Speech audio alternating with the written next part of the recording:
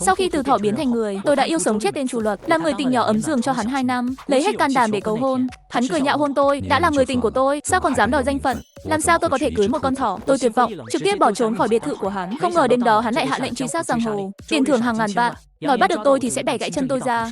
Nhưng khi gặp mặt, anh ấy chỉ vào đứa trẻ trong vòng tay tôi, mắt đỏ. Đứa nhỏ này là của tôi phải không? Khi đưa cháu trai nhỏ chở thang máy trung tâm mua sắm, tôi đụng phải Chu Luật đã không gặp trong 3 năm, sợ đến ông đứa nhỏ trực tiếp chạy trốn. Kết quả giây tiếp theo, bị người đàn ông mắt đỏ đè xuống. Thành Hy thật sự là cậu? Hắn từng chữ, tôi cúi đầu không dám nhìn anh ta. Thưa ngài nhầm người rồi. Tôi không phải Thành Hy. Cháu trai nhỏ cũng sợ hãi bởi khuôn mặt sợ hãi của tôi. Trốn trong vòng tay. Chu Luật lúc này mới nhìn về phía đứa nhỏ trong lòng tôi, mắt lập tức đỏ lên.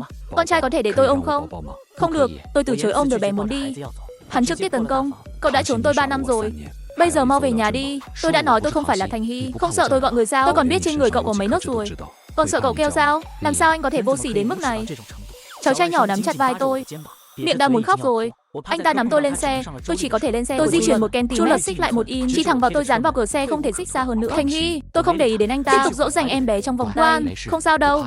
Chu Luật nhìn chằm chằm chúng tôi, biểu cảm phức tạp. Con đã bao nhiêu tuổi rồi? Để tôi ôm một chút được không? Hắn đưa tay tới liền bị tôi đánh.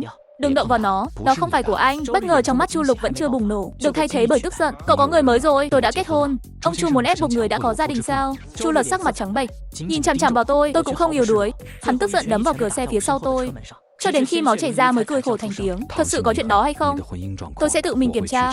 Ngày hôm sau, anh ta xuất hiện trước cửa nhà với em gái tôi. Cháu trai nhỏ khóc lóc nhảy qua mẹ ruột. Chu Luật dựa vào cửa cười lạnh. Đây là cuộc hôn nhân mà cậu đang nói đến. Tôi không có gì để nói. Sau đó cứ để nhìn chị gái tôi và cháu trai cùng nhau chạy mất. Tôi chỉ có thể run rẩy. Sao anh ta lại ở đây? Biệt thự lớn lại trở nên yên tĩnh. Tôi muốn chạy, nhưng anh ta khóa cửa lại, hất tôi xuống giường. Thành Hy, 3 năm rồi, thật sự làm cho tôi phát điên. Ai bảo mày tìm tao? Ôi, còn học cách chửi thề nữa. Tránh ra, đừng chạm vào tôi, vào tao, ta sẽ phế bỏ ngươi. Tôi cố gặm cánh tay của Chu Luật, nhưng vẫn không thể ngăn anh ta lột quần áo của tôi. Tại sao cậu lại lãng phí? Tôi dùng 2 cm lông chân của cậu. Ha ha, anh thử xem. Tôi trở lại hình dạng ban đầu với một tiếng nổ. Chu Luật nghiêm giọng, biến trở lại. Tôi có bệnh mới thay đổi trở lại. Chu Lục nắm lấy đuôi tôi cố gắng kéo ra ngoài. Hắn từ bỏ dưới sự phản kháng tuyệt vọng của tôi. Hắn bình tĩnh lại 2 giây, lại bế tôi lên và đặt tôi lên đùi, chạm vào cái chân ngắn chết người đó, bóp rồi nói chân bạn ngắn thì tức giận. Chu Luật lại đổi lại bộ dáng đó. Gì đây? Như thể tôi đã làm lành với anh ta. Nhưng làm sao có thể? Hắn chạm vào tôi chỗ nào thì sẽ bị tôi cắn lại. Tên khốn giả vờ không đau. Tôi cắn sâu hơn và nặng hơn. Ước gì có thể nhét 2 chiếc răng cửa vào thịt anh ta. Còn cắn nữa sẽ bẻ gãy răng của cậu. Chết tiệt, không chỉ độc miệng, con người cũng ác độc. Tôi định nhảy khỏi anh ta thì bị hắn bắt lại, lại nhảy rồi lại nhảy rồi lại nhảy rồi lại tiếp. Tôi không thể chịu nổi. Sao anh có vẻ như bị bệnh gì vậy? Chu Luật quét mắt sang bàn tay chảy máu, chỉ là cười lạnh. Cậu đừng hòng đi. Anh muốn gì? Ai cho phép cậu đi? Tôi đã nói với cậu là chúng ta chia tay. Đầu tôi tức giận. Da mặt trái của anh có dính vào da mặt phải không? Nghĩ tôi da dày là vì cậu chưa hiểu rõ tôi. Nếu không cậu sẽ nghĩ tôi xấu tính và xấu tính. Mẹ kiếp, sao đến bây giờ anh ta vẫn chưa bị ai? Tôi là một con thỏ, không được thừa hưởng vẻ đẹp của gia tộc, trông giống như một quả bóng thỏ, chân ngắn tai ngắn cũng được. Con tròn không có góc cạnh. Khi Chu Luật lần đầu tiên gặp tôi, cái gì đây? Ai đã mở lồng cho con thỏ mập này? Sau khi bị hắn mua về nhà, tôi tức giận đuổi theo gót chân anh ta cắn. Mặc dù một lần đều không thành công, nhưng tôi vẫn kiên trì, cho đến khi anh ấy quên đóng cửa khi anh ấy đang tắm. Tôi bí mật trả thù. Vô tình nhìn thấy thứ đau bụng anh ta, kể từ đó đã hòa giải với anh ta. Đừng xem Chu Luật một người cao lãnh lạnh lùng, nhưng thực sự không thể dừng lại với những sinh vật lông lá. Sau khi mua tôi về càng phải ôm mỗi ngày. Lúc đầu tôi không thể thoát được, chỉ ngồi vào mặt anh ta, định đè chết hắn ta. Nhưng anh ấy không chỉ không phiền, còn hít hà bụng tôi. Rất biến thái. Sao em dễ thương vậy, cục cưng? Thật tham lam, ngày mai đi mua một thứ. Không phải chứ, bệnh thần kinh, dương khí quá dồi dào. 2 tháng sau, tôi biến thành người trong lúc ngủ. Sáng sớm hắn đã đứng ở đầu giường nhìn chằm chằm. Tôi trợn mắt nghi ngờ, cậu là thỏ mập của tôi. Tôi suýt giết hắn. Vì quá căng thẳng, súng của tôi đã bắn tung tóe. Từ hôm đó, tôi cứ như vậy không danh không phận, ở lại nhà anh ta. Đó là do mong muốn của tôi.